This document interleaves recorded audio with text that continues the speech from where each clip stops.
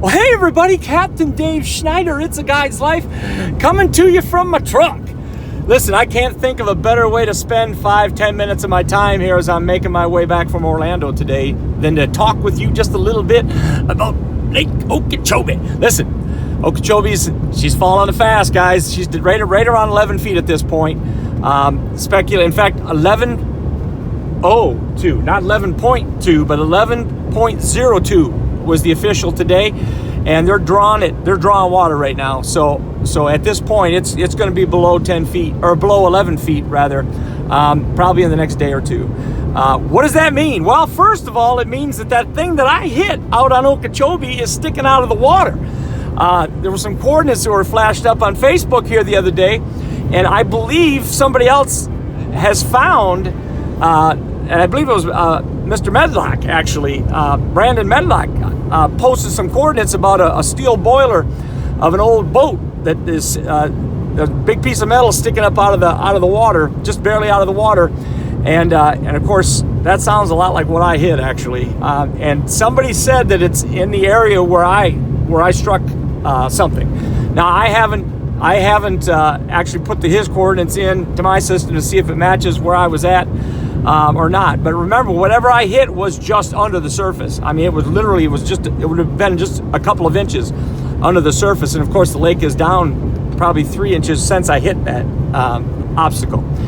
All right, having said all that, all I can say is, guys, the lake is dangerous, and you have to be thinking in those terms if you're going out there. But the lake is also now getting to the point where the water's getting lower, and it's starting to push fish out of some of its shallow water haunts, and it's starting to move fish into some of the openings and some of the edges along the cuts that go out of the rim ditch and into the lake. All right.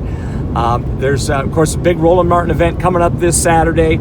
At this point, my plan is to fish with John Tavano out of John's boat. And so tentatively, that's our plan. But anyway, listen, this is what I want to talk about, really. People are like, what's going on? Why is this happening? Why are they taking water out of Okeechobee? What's going on? Oh, blah, blah, blah. Okay, here it is. This is it. You guys have to understand something. There's a federal mandate that says that Okeechobee will move water out of itself, particularly down at the south end when dealing with feeding into the Everglades, and then it has to continue to move water into the Everglades. They have to, otherwise the Everglades are going to grow stagnant, and you can't have that. All right, and so that, first of all, the lake is going to get there's a measure of water that always has to be taken out. Now here's the skinny. The idea was, drop the lake. It's going to have a couple of effects. It's going to give the lake a chance to regrow some grass. Now, I'm going to tell you this. When I first came here 5 years ago, there was about 36,000 acres of underwater vegetation in Lake Okeechobee.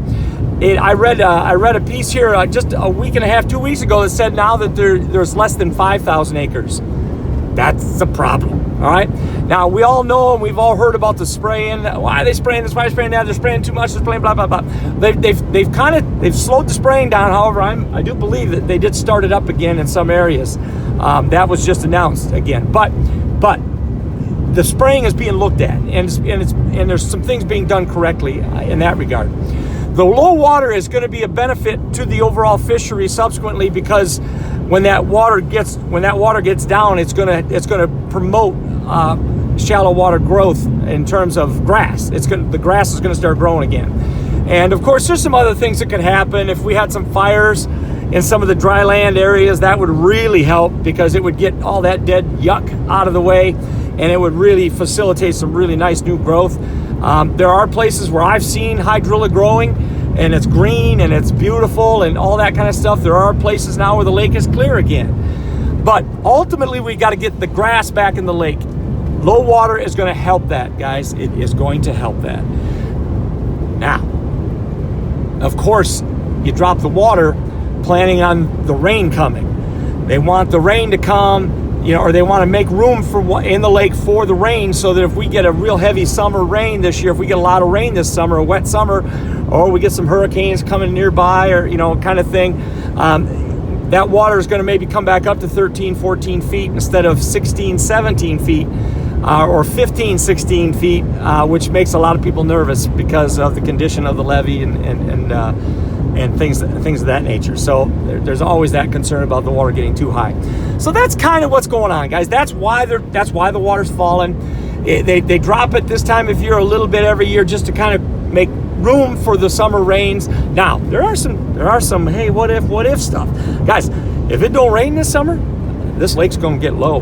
I mean, it's going to get really bad. I mean, well, back in the mid 90s, I believe the lake was down below 10 feet. And I don't quote me, don't shoot me hate mail if I'm not right about that. But I do know that the lake in the mid 90s, the lake had gotten really low, and it was due to some drought. It was some drawdown, some drought, and some things like that. So they're going to continue to trickle water out of this thing, even if we're not getting rain. So it's gonna, right now, it's just what's going to happen. The lake is low right now. That's good. It's gonna promote fresh grass growth in shallower water areas. Maybe we'll get that hydrilla back into Harney Pond again, and give us back that unbelievable fishery. We'll get things squared away. Guys, the fish are healthy. The fish are still there. By the way, guys, don't listen when they start to bunch up, which they're starting to do. We found some fish the other day, and there were a bunch of them there. But when that starts to happen, guys, you got to take care of the fishery now. If you like to eat bass, let's make sure we're putting those big ones back and eating the little ones. All right. Anyway, so that's kind of what's going on with the lake, fellas and ladies, for that matter. It's really, really becoming a huge risk to run in the lake. I'm just telling you. And so that's a fact. Hot baits right now, topwater baits, rattle traps are very good right now, guys. Zara spooks are very good. Prop baits they're always good. But that's the kind of topwater stuff that's happening.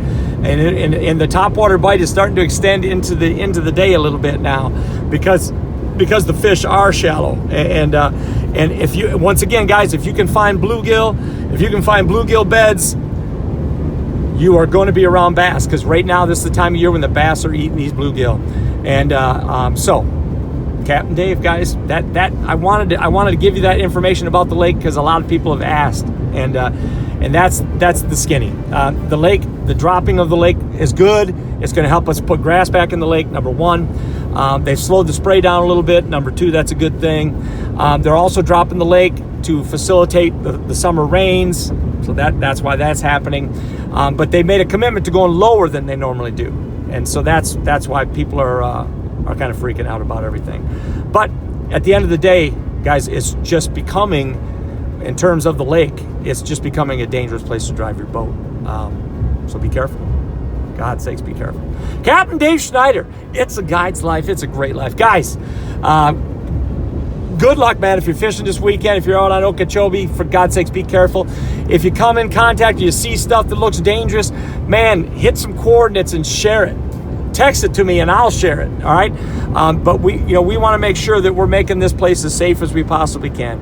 By the way, don't be afraid to throw, if you've got clear water and Kissimmee grass anywhere right now, you should be throwing a swim jig in it. Captain Dave Schneider, hit the like, hit the share, subscribe for God's sakes, and I'll see you guys soon.